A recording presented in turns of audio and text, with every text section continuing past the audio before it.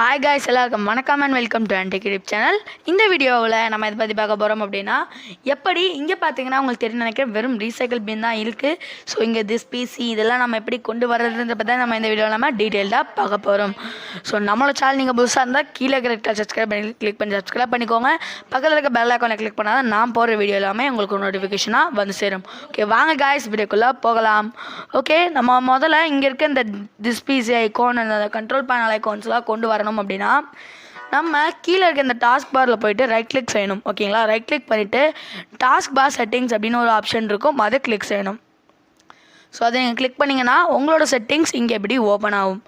இதில் இந்த சைடில் பார்த்தீங்கன்னா தீம்ஸ் அப்படின்னு ஒரு ஆப்ஷன் இருக்கும், அதை நீங்கள் கிளிக் பண்ணணும்.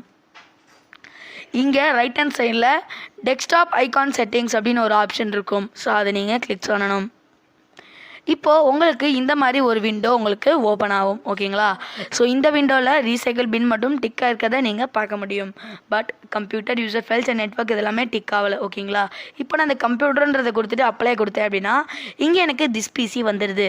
அகைன் யூசர் ஃபைல்ஸ் அப்படின்னு கொடுத்து அப்ளை கொடுத்தேன்னா இங்கே எனக்கு ஸ்ரீகாந்த் பிசின்னு என்னோட பிசியோட நேம் போட்டு யூசர் ஃபைல் வந்துடுது. அகைன் நெட்வொர்க் கொடுத்தேன்னா எனக்கு நெட்வொர்க்கோடது இங்கே வந்துடுது. கண்ட்ரோல் பேனல் கொடுத்தேன்னா கண்ட்ரோல் பேனலும் இங்கே வந்துடுது.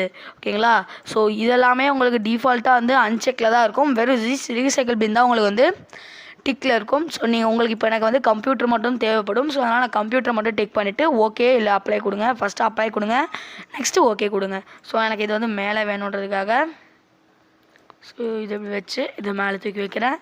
ஓகேங்களா, இப்போது இந்த வீடியோ உங்களுக்கு பிடிச்சிருந்தா லைக் பண்ணுங்கள், ஷேர் பண்ணுங்கள், கீழே ரெட் கலர் சப்ஸ்கிரைப் பண்ணி கிளிக் பண்ணி சப்ஸ்கிரைப் பண்ணி நம்ம சேனலை சப்போர்ட் பண்ணுங்கள்.